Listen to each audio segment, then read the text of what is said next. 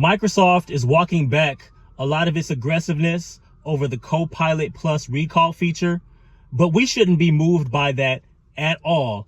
And an old quote that I'm sure many of us have heard before speaks to exactly why. Let's get it.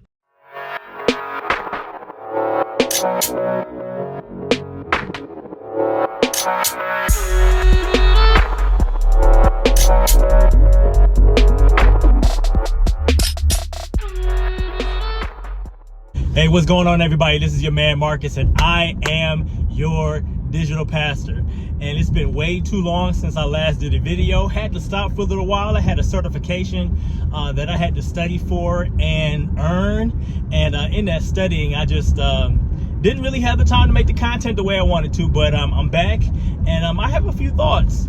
And I know everybody has thoughts about this topic. We're talking about Microsoft Copilot Plus recall. What a disaster. And you know what? I'm not going to add a whole lot of commentary to that. I mean, there have been other people who know way more cybersecurity than I will ever know in my life, who have done breakdowns of the whole situation. And I'm not going to do that. But I'm just going to come to it from a human point of view, from a humanity point of view. And hopefully you can rock with me on this one. I know we've all heard the quote before by Maya Angelou: when somebody shows you who they are, believe them the first time. That's really what I'm seeing here with the Copilot Plus recall feature. One of my first thoughts when I heard the update to the story this morning, it's Monday evening, June 10th, and so when I heard the story this morning that Microsoft was going to change the feature to an opt-in rather than a default on, that the first thing that came to mind is believe them the first time. Okay, if when the feature was first reported, if Microsoft was really serious about security, would they even have created this feature in the first place? Who asked for it, and why did they feel like it was necessary? And the reason why I ask, why would they have made this in the first place if they were really serious about security, is that you know the implications. There's some very intelligent people working at Microsoft. Did anybody think that when the news of this came out that they were just gonna, be okay with that?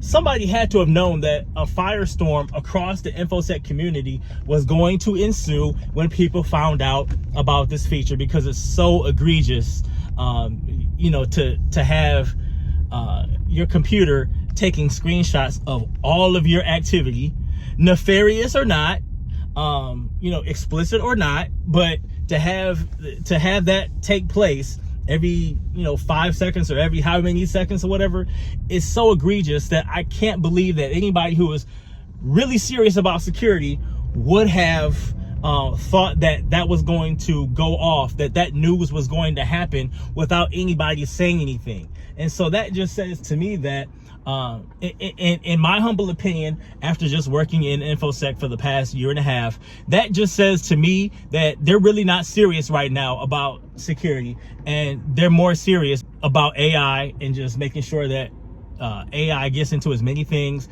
as possible and becomes as much a part of our lives as possible, and security be darned for right now. That really speaks volumes. And so believe Microsoft when they show you who they are the first time. And just to be very honest with you, as recently as like a couple weeks ago, I was really thinking about getting a Windows PC, and the reason is because given what my budget is right now, I'm a Mac guy through and through. I've been using a Mac since 2006, and I use all Apple products. So being an Apple guy, when I signed up for my cybersecurity program at U of M a few years ago, I had to get another computer because the one that I had was not sufficient. And so, the U of M, they had published on their site for the program, but the minimum specs that you would need to get through the program, the minimum technology you needed. And so the computer that I was able to get that was in my budget was a refurbished 2017, I believe, MacBook Pro. And the thing about that is this was the year 2021 when I got this machine. And so, you know, the computer is fine for regular use, but what I found is just that it wasn't what it needed to be for cybersecurity. I needed a little bit more than it gave me, and because of that, I had a lot of problems during the 10 months of my cybersecurity program. And I was the one who was in class always having trouble with my stuff, and just always having some kind of problem.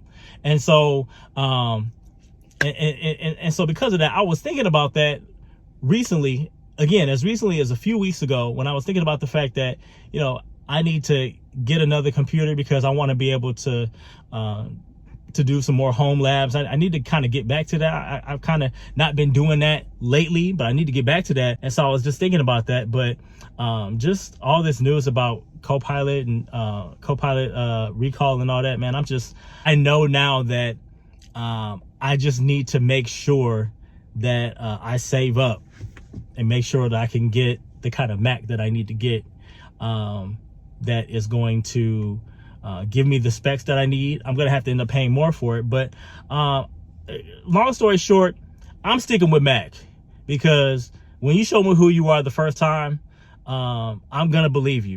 So the moral of the story here is, I just want you to think, when you hear about a company offering a feature that is so obviously not safe, I just want you to ask yourself the question, why would they do that in the first place if they are truly serious about security? Because if they were truly serious, that's not something that they would have done in the first place. And so when somebody, again, in the first place shows you who they are, believe them. Believe them the first time. So I pray you remember that in other situations, because I know there will be another situation just like this one at some point in time. But I just want you to remember that when these companies show you who they are by the features that they try to slide by you and hope to not get backlash, then try to, you know, pull back later on after pressure from the professional community. Just remember that before you patronize their products. God bless, and I'll see you on the next one.